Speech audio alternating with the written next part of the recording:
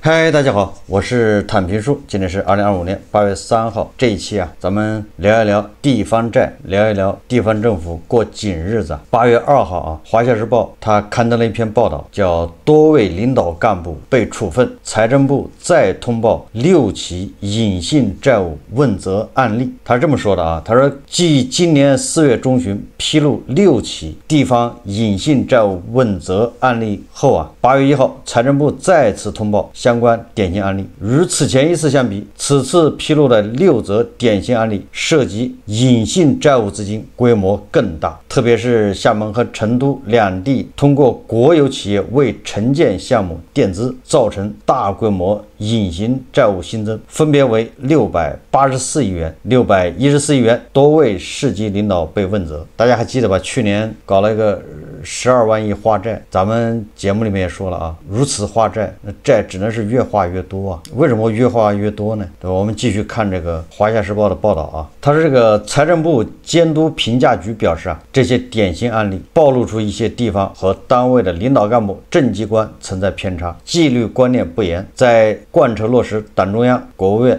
什么决策部署中有令不行、有禁不止的问题，严重影响了隐性债务风险防范化解工作成效，对相关责任人予以严肃问责。所谓的隐性债务主要是地方政府通过融资平台公司、政府和社会资本合作，也就是 PPP 政府投资基金、政府购买服务等方式违法违规或变相举债形成的债务。国有企业的投融资和政府的投融资边界不是很清楚，一些地方政府经常利用国有企业去干政府的事情，这时政府投融资和企业投融资边界变得不清楚，是产生隐性债务的体制原因。这个咱们节目说了你这体制不完善，你这种化债只会越化越多。一会儿这个反生椰子树也要出现了。8月1号财政部官网发布关于6起地方政府隐性债务问责典型案例的通报，显示辽宁省辽阳市辽中区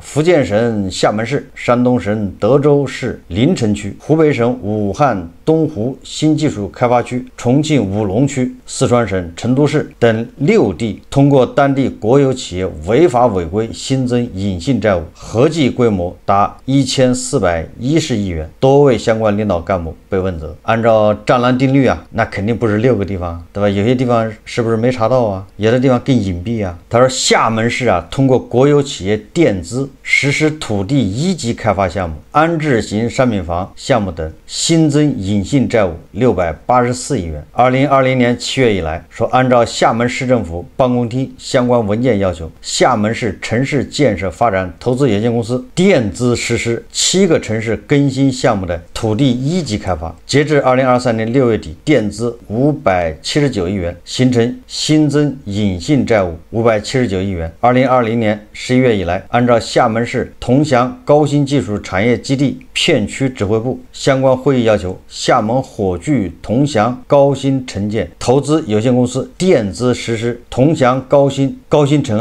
产城融合城市更新核心1期项目，截至2023年6月，垫资4.4亿元，形成新增隐性债务4.4亿元。2019年10月以来，按照厦门市政府以及相关部门文件要求，厦门市城市建设发展投资有限公司和厦门市同安国投房地产开发有限公司垫资建设32个安置型商品房项目，用于安置被拆迁户，截至2023年6月，垫资100亿元，形成新增隐性债务100亿元。这个都跟这个安置房这个跟房地产相关联的1级开发由这个国企垫资。成都市呢也是通过国有企业垫资实施城市有机更新项目，垫资建设市政道路等公益性项目，以及代政府缴纳轨道交通建设发展专项资金，新增隐性债务614亿元。成都呢是2020年6月以来，成都华天文化旅游开发有限公司等31家国有企业为成都市本级以及下属成华区、武侯区、温江区、锦江区、金堂县、彭州区、青阳区、金牛区、青白江区、新津区、简阳市等13个区市县垫资支付城市有机更新项目征地拆迁安置费用，截至2023年6月底，共计垫资372亿元，形成新增隐性债务372亿元，这个叫一边化债一边增加债务，这个债你怎么化得完呢？而且新增的债基本上跟房地产有关，什么城市更新，什么安置房、拆迁安置、一级开发，像那种政府没有钱。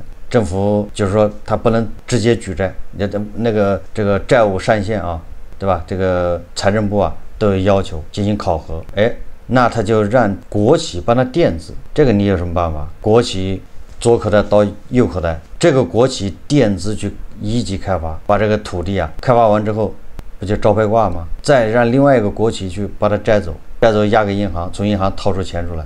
对吧？这么滚下去，终究是要爆雷啊！因为你这个地最终你是开发不了啊，你开发了卖不了啊。根据这个通报啊，说除厦门、成都两地新增隐性债务规模超600亿元外，湖北省武汉东湖新技术开发区也通过国有企业垫资建设应由政府承担的建设项目以及基础设施建设等公益性项目，新增隐性债务超100亿元。有好人就问了，那政府为什么非要举债搞这些事呢？一级开发、安置、拆迁、城市更新呢？这不是对吧？这些投资和项目建设，那是财富的一种分配方式。只有这个项目一动，投资一下去，婆罗门权贵才能赚到钱呢。你不搞工程，不搞项目，婆罗门权贵他怎么赚钱呢？光靠工资吗？所以他们在想方设法的要搞项目、搞基建，对吧？你不让政府举债搞，那就政府让国企垫资搞。2020年5月以来，按照武汉东湖新技术开发区党工委管理委员会相关专题会议要求，武汉高科国有控股集团有限公司、湖北省科技投资集团有限公司都是国企啊，你看等4家国有企业垫资建设16个应由政府承担的建设项目，截至2023年6月底，企业垫付建设资金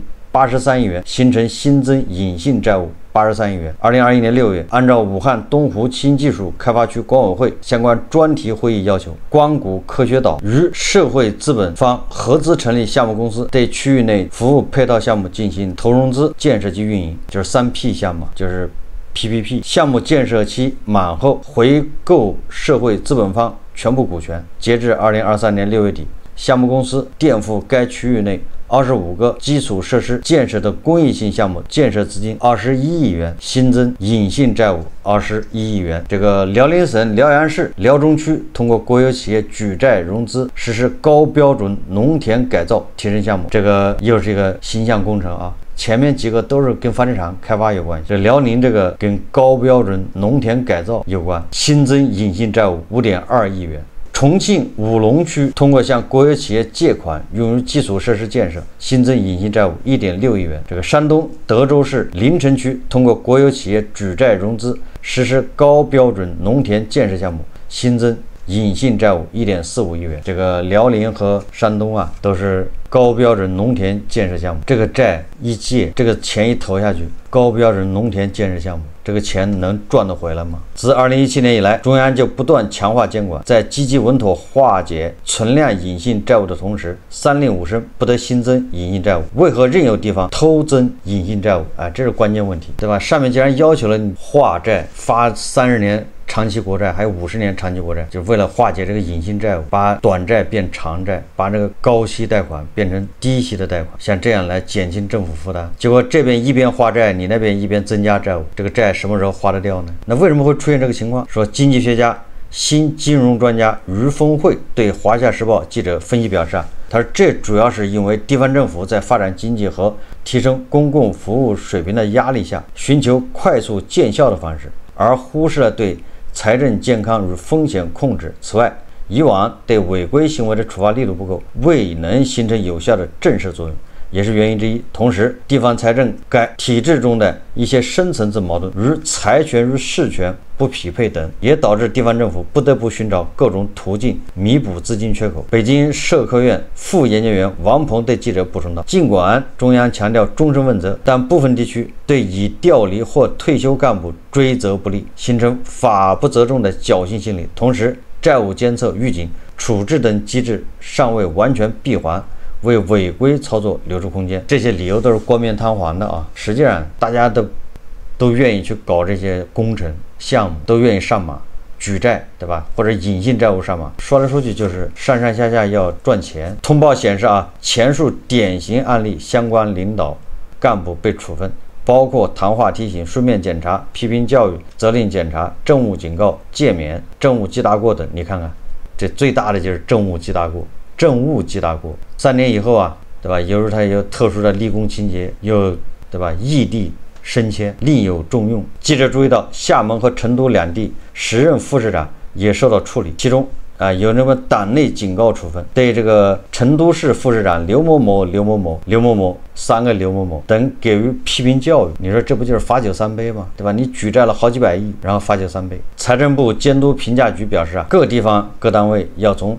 通报的典型案例中深刻汲取教训，举一反三，引以为戒，始终树立风险意识和底线思维，把防范化解隐性债务风险作为重要政治任务，坚决遏制隐性债务增量，妥善处理和化解隐性债务存量。新智生产力会客厅联合创始发起人袁帅在接受华夏时报记者采访时表示他说财政部持续通报典型案例，并保持高压监管态势，背后折射出国家对隐性债务零容忍坚决态度。这种高压态势不仅是对当前风险的应对，更是对未来可持续发展的铺垫。只有将隐性债务关进制度笼子，才能为地方财政健康运行、经济高质量发展筑牢根基。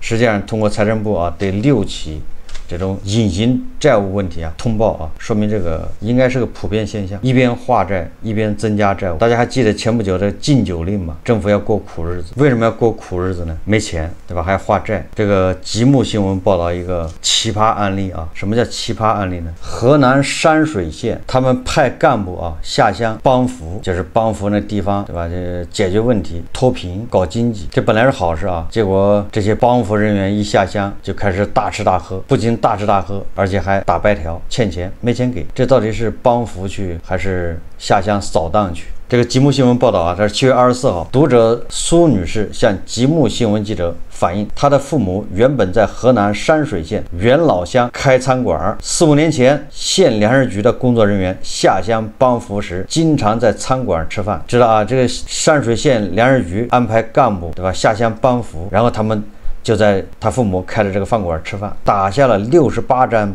白条，共计餐费28285元，也就相当于一顿饭400吧。关键是这个白条讨要5年未果。25日，极目新闻记者从苏女士和白条签字人陈某军处核实欠款已结清，就是媒体一报道赶紧就结了。这中间有什么问题呢？24日晚，据苏女士介绍，极目新闻当天报道此事2个多小时后，她的父母就收到了白条上签字最多的2个人朱某和陈某的转账，其中2人除了支付自己所欠白条欠款外，还帮其他3名签字人支付了欠款。父母经核对后发现这3人重复部分，于是又退还了多支付的1000元。因为欠款已全部结清，他们已交还所有白条。就是说这个白条28000多块钱，这个开餐馆的要了5年都要不到。然后这个极目新闻24号一报道，24号当天他们就收到了这个钱，而且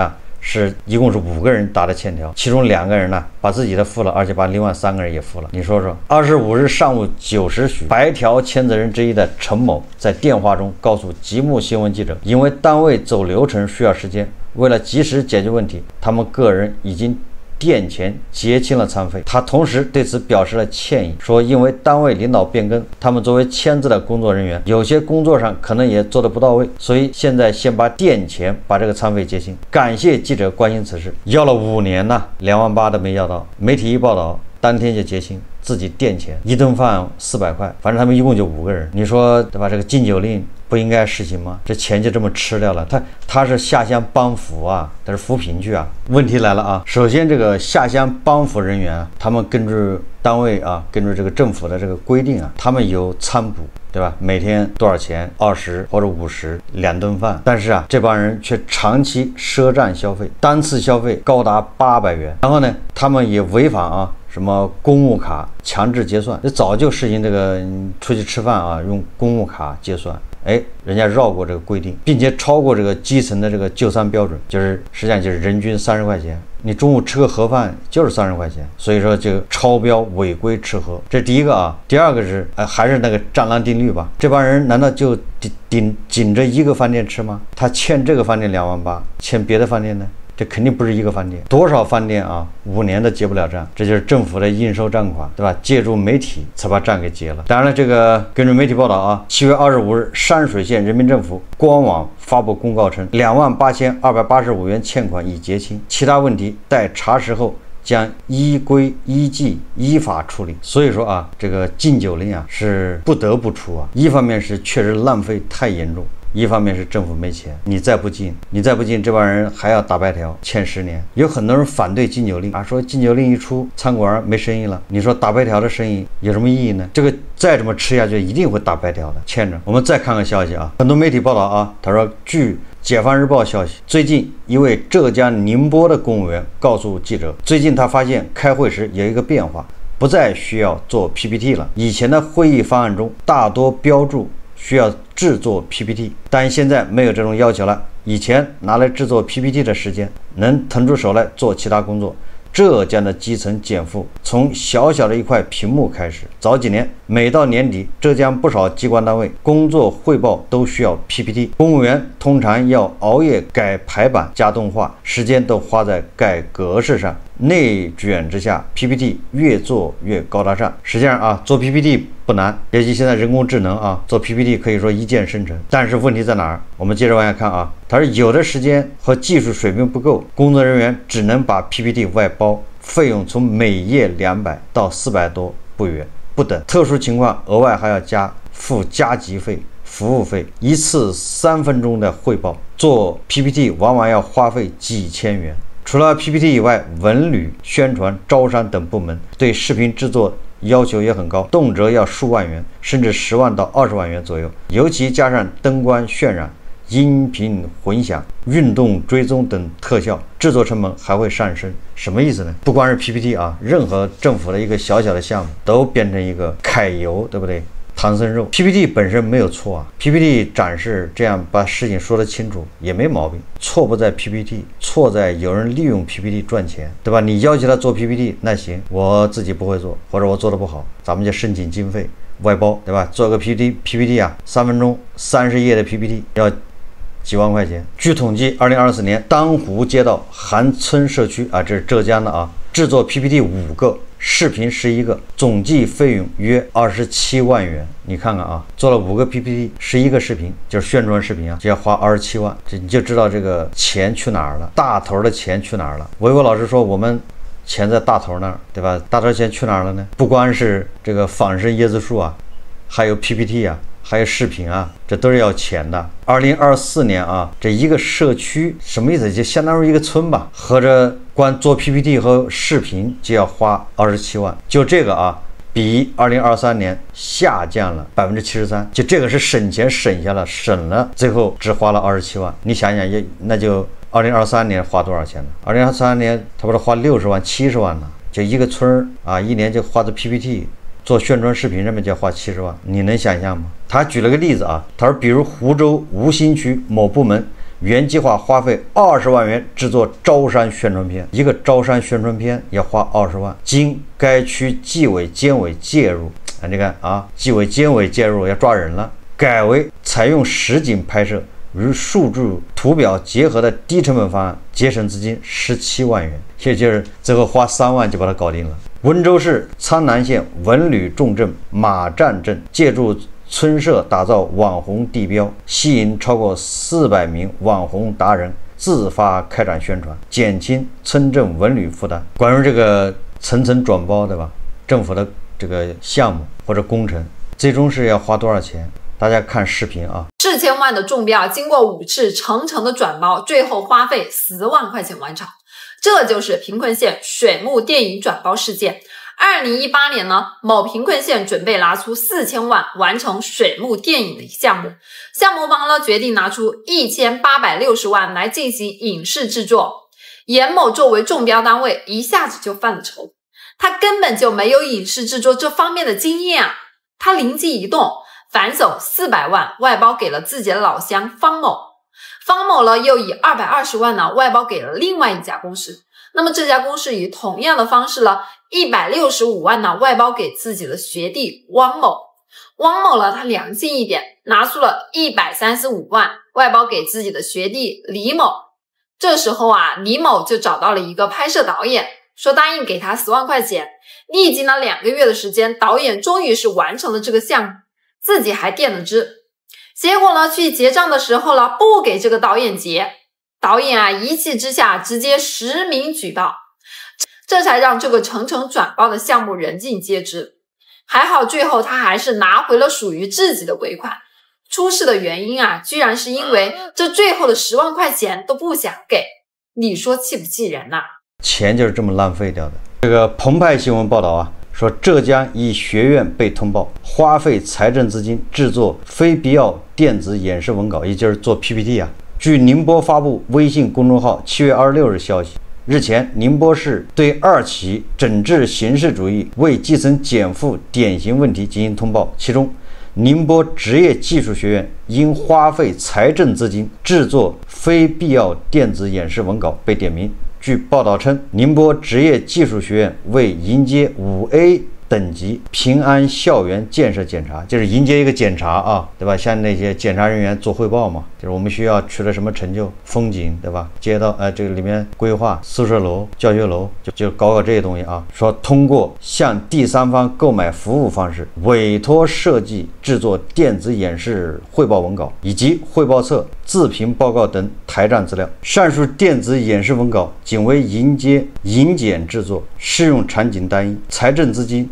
使用效率低，如过紧日子要求不符。他只是通报啊，还没说花了多少钱，估计这个数也报出来啊，也是令人咋舌啊！这些大头钱就这么花掉的，对吧？一边化债，这个发长期国债帮地方政府化债，一边地方政府继续，对吧？这种巧立名目啊，大手大脚的各种方式的花钱，那债不是越花越多吗？对吧？这是浙江省啊，那其他地方呢？所以大家可以设想一下，过几年这个地方债务会是什么一个情况，对吧？明面上看恐怕地方政府的债务得到控制，但实际上隐性债务还是处于一个膨胀状态。为什么出现这个情况？就是因为你遏制不住他花钱的冲动啊，你没有一个好的监督机制，对吧？你就搞个禁酒令吧，那胡一进老师还不乐意，理由是啊，这个让餐馆都倒闭了。你这种浪费，对吧？你这种打白条，这种对经济有什么意义啊？这个跑冒滴漏啊，就做个 PPT， 你知道一年要花多少钱？全国呢